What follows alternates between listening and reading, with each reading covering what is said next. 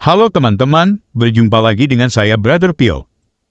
Sebelumnya kita sudah menunjukkan bukti kecurigaan kita, kenapa Menachem Ali dan Bangkai pergi ke kantor Lembaga Alkitab Indonesia. Seperti yang saya katakan sebelumnya, mungkin itu ada hubungannya dengan penggunaan kata Allah dalam Alkitab kita. Kecurigaan saya semakin kuat setelah Aristo live lagi di channelnya pada hari berikutnya. Sebelum kita tanggapi, kita saksikan videonya berikut.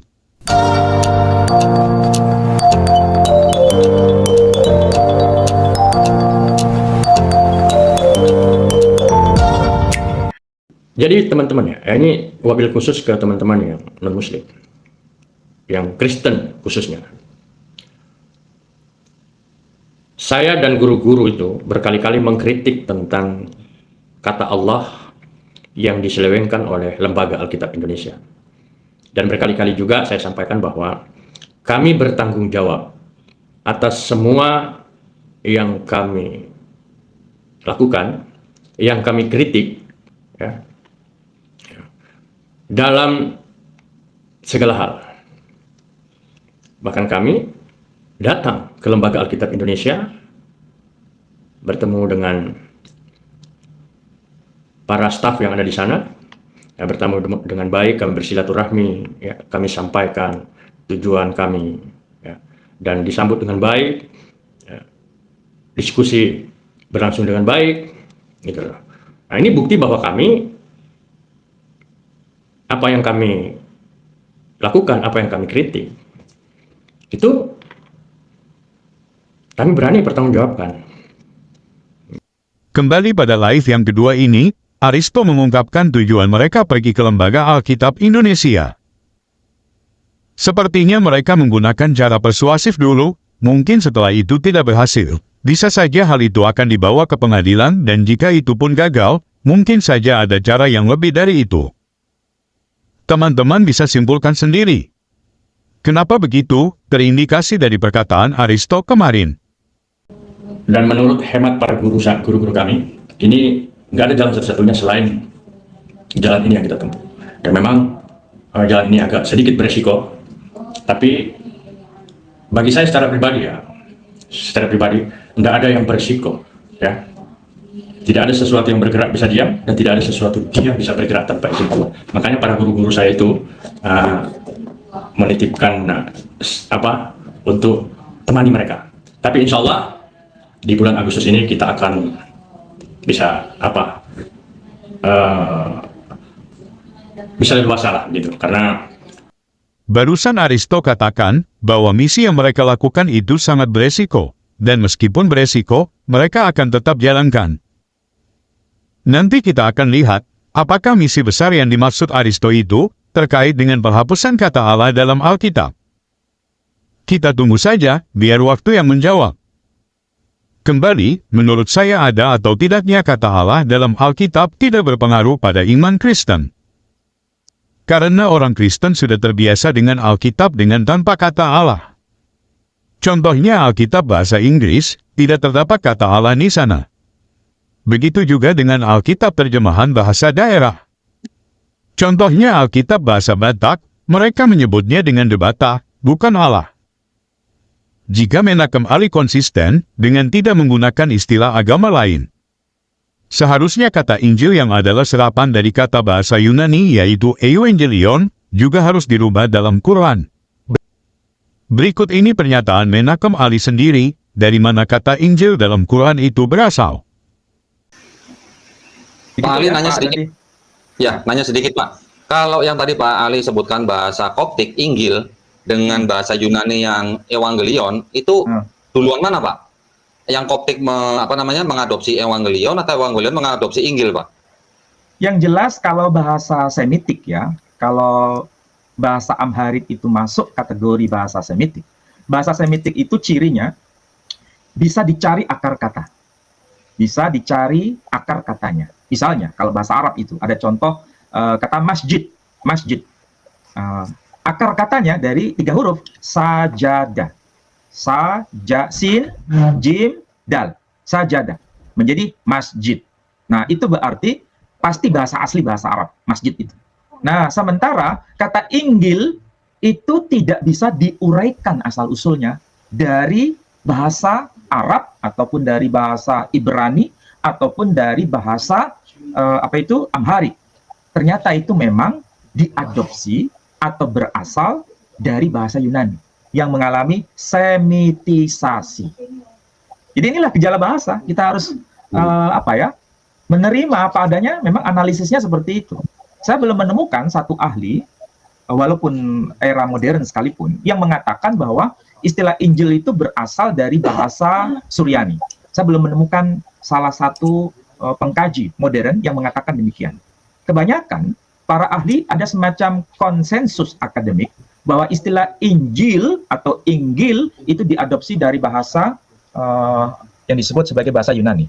Mungkin di sebagian besar bisa dipertanggungjawabkan bahwa memang istilah Injil itu bukan asli bahasa Suryani, bukan asli bahasa Ibrani, dan bukan asli bahasa Amharic, tapi lebih dekat ada kaitan dengan bahasa Yunani atau Greek word yang disebut Evangelion. Barusan Menakem Ali menjawab pertanyaan Donditan, dari mana asal kata Injil dalam Quran? Menakem Ali menjawab bahwa itu berasal dari kata bahasa Amharic, dan bahasa Amharic mengambil dari bahasa Yunani.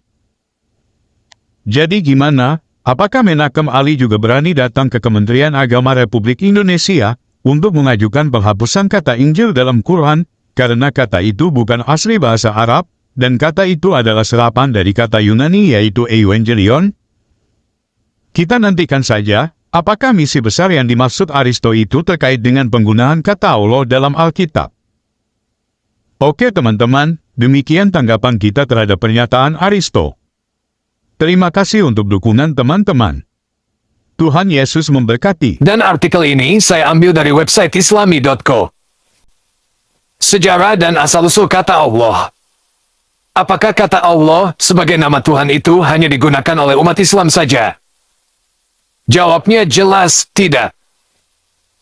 Berbagai kajian kesejarahan dan arkeologi menunjukkan bahwa kata Allah ini sudah ada jauh sebelum Islam lahir pada abad ke-7 di Makkah, dan dipakai sebagai nama Tuhan oleh berbagai kelompok agama, baik monoteis maupun politeis, di Arab dan Timur Tengah kala itu.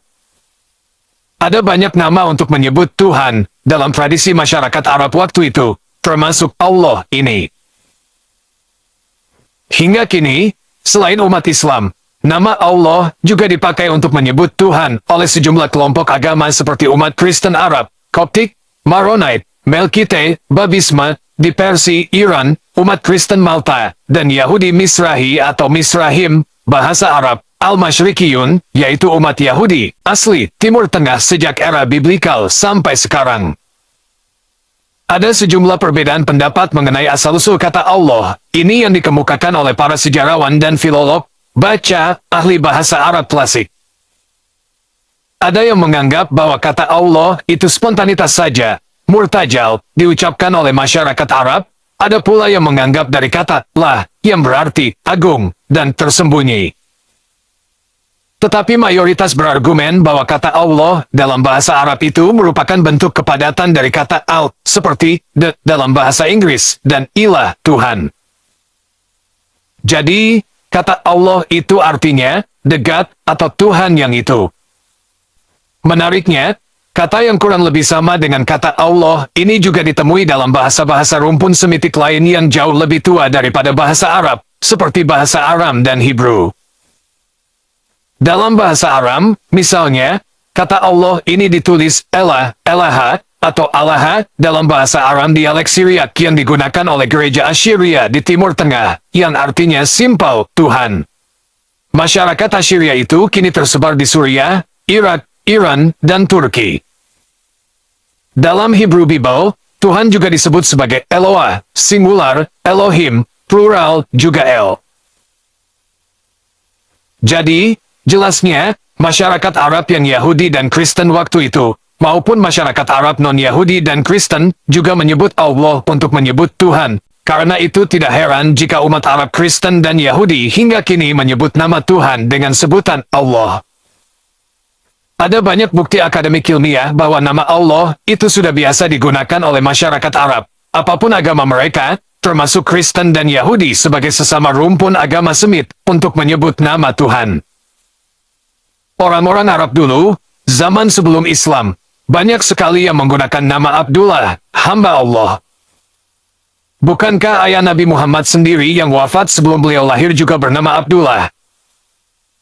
Bukti-bukti arkeologis gereja-gereja dan kuburan tua pra-Islam di Yaman dan Yordania, misalnya, seperti di Al-Jimal di Yordania Utara, juga ditemukan berbagai inskripsi bertuliskan Allah.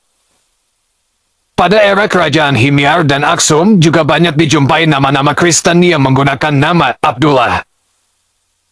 Seorang jenderal Kristen bernama Abdullah bin Abu Bakar yang wafat di Najran, Arabia, pada 523 M, juga terungkap mengenakan cincin bertuliskan, Allahu Rabbi, Allah adalah Tuhanku.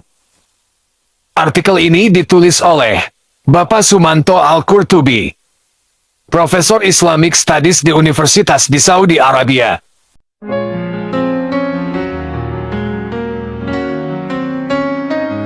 Janganlah hendaknya kamu khawatir tentang apapun juga. Nyatakanlah dalam segala hal keinginanmu kepada Tuhan dalam doa dan permohonan dengan ucapan syukur. Segala perkara dapat kita tanggung di dalam Dia yang memberi kita kekuatan.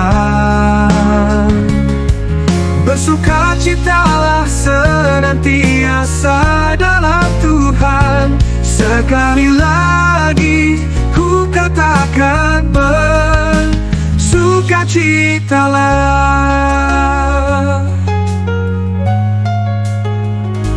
Tuhan kita akan memenuhi segala keperluanmu menurut kekayaan dan kemuliaannya dalam Kristus Yesus. Dimuliakanlah Allah dan Bapa kita selama-lamanya.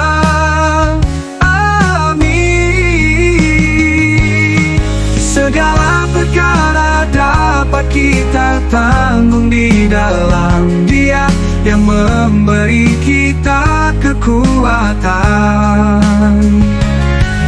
Bersukacitalah senantiasa dalam Tuhan. Sekali lagi ku katakan bersukacitalah. Tuhan kita akan memenuhi segala keperluanmu menurut kekayaan dan kemuliaannya dalam Kristus Yesus. Dimuliakanlah Allah dan Bapa kita selama-lamanya. Amin. Segala perkara dapat kita tanggung di dalam Dia yang memberi kekuatan. Bersukacitalah senantiasa dalam Tuhan. Sekali lagi ku katakan bersukacitalah.